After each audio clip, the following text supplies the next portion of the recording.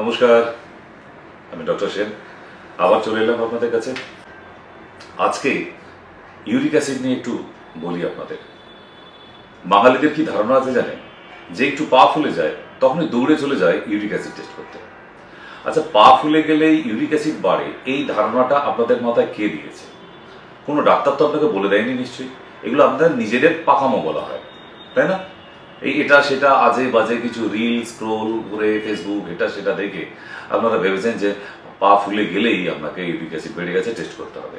আচ্ছা, uric acid বেড়ে গেলে কমাতে হবে কি করে সেটা কি জানেন? ইউরিক অ্যাসিড বাড়লে আপনার পা ফুলবে না, এবং আঙুল দিয়ে প্রেশার দিলে পায়ের মধ্যে পা যখন সোলিং হয়ে যায়, ফুট সোলিং হয়ে গেলে দেখবেন একদম পুরো ডিম্পল হয়ে যাচ্ছে, টোল পড়ে যাচ্ছে পুরো।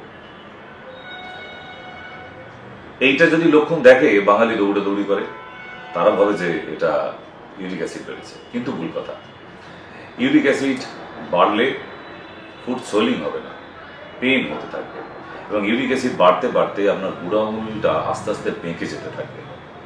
এবং ওইটা বেঁকে যাওয়ার কারণ, মানে জুতো পরলে দেখবেন স্যুট হচ্ছে না, আপনার যে জুতো পরতেন, বুড়া আঙুলটা বেঁকে গিয়ে ফুলে যেতে থাকে।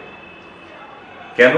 ইউরিক অ্যাসিডটা ওই বুড়া আঙুলের মাঝখানে গিয়ে ক্রিস্টাল আকার ধারণ করে, চিনির দানার মতো হয়ে যায়, পরে আঙুলটা আস্তে আস্তে আস্তে আস্তে বেঁকে যায়।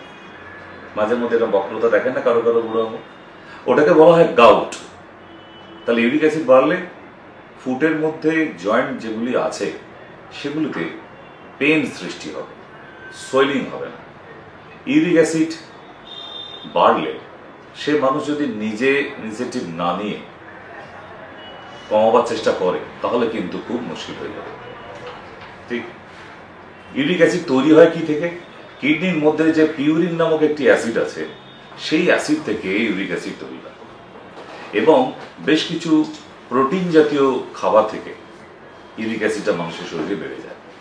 ইউরিক অ্যাসিডটা সাধারণভাবে পুরুষ মানুষদের প্রচুর বাড়ে, তারা বাইরে এটা সেটা খেয়ে বেড়ায়, এবং এখন ইদানিং দেখা যাচ্ছে প্রচুর মহিলাদেরও ইউরিক অ্যাসিড বাড়তে শুরু করেছে। নর্মাল বর্ডার লাইন 7, কিন্তু 7 থাকলে আপনার হবে না, মিনিমাম আপনাকে 3.5 থাকতে হবে, 5-এর নিচে থাকতে হবে, তাহলে আপনি ঠিক আছে। বর্ডার লাইন 7 বলে আপনি যদি দেখেন 6.5 আছে, তার মানে আপনার কিন্তু সেটা পরে ভোগাবে, এবং ইউরিক অ্যাসিডের প্রবলেম আপনি পড়বেন, সেই সিগন্যালটা কিন্তু দিয়ে দেয়। আর 7-এর ওপরে প্রচুর মানুষ আছে যারা 8, 8.5, 9 ইউরিক অ্যাসিড নিয়ে ঘুরে বেড়াচ্ছে সারা বছর। কেন? এই খাওয়া দাওয়ার কন্ট্রোলটা করা হয় না বলে। যেমন ডিমের কুসুম, সয়াবিন, টমেটো, মুসুর ডাল, পুঁই শাক, পালং শাক, ঢেঁড়স, ছোলা, ছাতু, ফলের মধ্যে আম, পেয়ারা, আপেল, এবং সব থেকে বেশি ইউরিক অ্যাসিড এখন বাড়াচ্ছে খাবার মুড়ি থেকে। প্যাকেটিং যে মুড়ি বাজারে পাওয়া যাচ্ছে সেটা আর বালিতে ভাজা হয় না, মেশিনে যে মুড়ি ভাজা হয় তার মধ্যে ইউরিয়া অ্যাটাচমেন্ট করতে হয়। তাহলে সেখানে ইউরিক অ্যাসিড কেন বাড়বে না? যে খাবারটার মধ্যে ইউরিয়া দিয়ে দেওয়াই হচ্ছে আপনার কিডনির মধ্যে পিউরিন অ্যাসিডটা প্রচুর পরিমাণে তৈরি করে, যার ফলে ইউরিক অ্যাসিডটা বেড়ে যায়।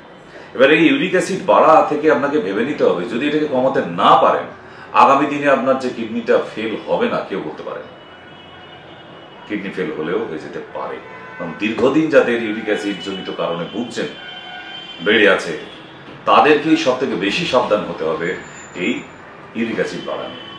তবে আমি কয়েকটা, এত দুশ্চিন্তা করার কিছু নেই, আমি ফেবোটাস খেতে বলবো না, আপনারা হয়তো খাচ্ছেন, তবে খুব সাবধান।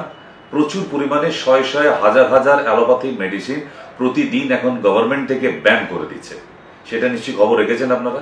আবার বিগত পরশু দিনে আরো প্রায় 500 থেকে 550 মেডিসিন ব্যান করেছে। তার মধ্যে আগেরটাই তো ছিল ক্ল্যাভাম 625, এখন আবার প্রেশারের মেডিসিন প্যান ডি, যেটাকে রোজ খেতেন, ব্যান করে দিয়েছে, স্যারিডন ব্যান। তাহলে এই ব্যান হয়ে যাওয়া মেডিসিনগুলো যদি কোনো দোকানে বিক্রি হচ্ছে জানেন, সরাসরি ভিজিলেন্সে জানান, কারণ এগুলো আপনার বাড়ির ছেলে মেয়ে, আপনার পরিবারকে কিন্তু আপনার মৃত্যু অবধি হতে পারে। অ্যান্টাসিড খেয়ে মৃত্যু হয়ে যেতে পারে, প্যান ডিতে এত ভয়ানক পদার্থ মেশানো ছিল। ঠিক, তো আমরা আসি ওষুধে না, আমরা কিছু ঘরোয়া টোটকার মাধ্যমে বলে দিই, কারণ এগুলো অসুখ না, ইউরিক অ্যাসিড বেড়ে গেছে মানে it's not a disease, it's a system disorder. যেটা নর্মাল ছিল সেই সিস্টেমটা একটু ডিসঅর্ডার হচ্ছে। তাই এই ডিসঅর্ডারগুলোকে নর্মালভাবে হোম রেমেডিসের মাধ্যমে কিন্তু ঠিক করে ফেলা যায়। নাম্বার 1, বহু বছর থেকে বলে আসছি, কুর্তি কলাই, কুলত্র কড়াই। কুলত্র কড়াই যদি রাতের বেলা 1 চামচ একটু ভেঙে নিয়ে আধ ভাঙা করে 1 গ্লাস জলে ভিজিয়ে রাখেন, সকালবেলা কাঁচের গ্লাসে জলে ভেজাবেন, দেখবেন জলটা ব্রাউন হয়ে গেছে। ঘুম থেকে উঠে ওটা খেয়ে নিন, ছেঁকে নিয়ে, অবশ্যই ছেঁকে নিয়ে, আপনার ইউরিক অ্যাসিড থাকবে না।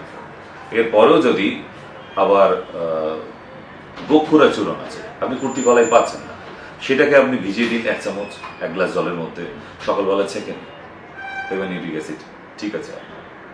এবং জল খাওয়ার পরিমাণটাকে ঠিকঠাক রাখুন। আপনার যদি 30 বছর বয়স হয়, আপনাকে 3.5 লিটার থেকে 4 লিটার জল খেতেই হবে। যদি 50 বছর বয়স হয়, আপনাকে মিনিমাম 3 থেকে 3.5 লিটার জল খেতে হবে। আপনার যদি 60 বছর বয়স হয়, আপনাকে 2.5 থেকে 3 লিটার জল খেতে হবে। আপনার যদি 20 বছর বয়স হয়, আপনাকে অবভিয়াসলি 3 থেকে 3.5 লিটার জল খেতে হবে। এই যে অ্যাভারেজ, এটাকে ঠিকঠাক রাখা দরকার। এবং জল সেবন করার সিস্টেমটা বলে দিই, সূর্য থাকাকালীন যার 3.5 লিটার মেজারমেন্ট আছে, 3 লিটার জল খেতে হবে। হাফ লিটার তোলা থাকলো সূর্য ডুবে যাওয়া থেকে আপ টু রাত্রে শোয়া অবধি।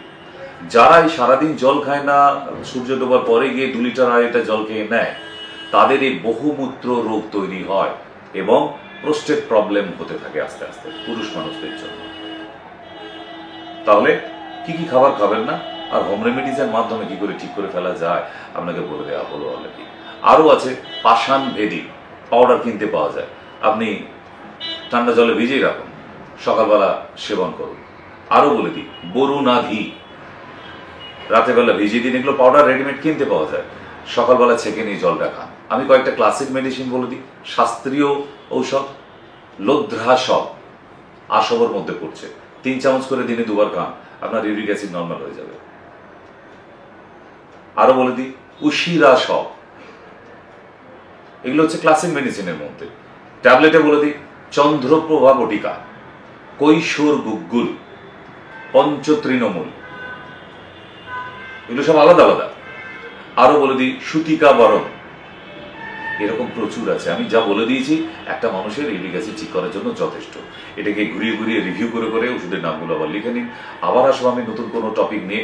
তবে হ্যাঁ, স্বাস্থ্যই সম্পদ। ব্যাংকে কত টাকা থাকলো সেটা বড় কথা না, আপনি সুস্থ আছেন কিনা সেটা বলেন।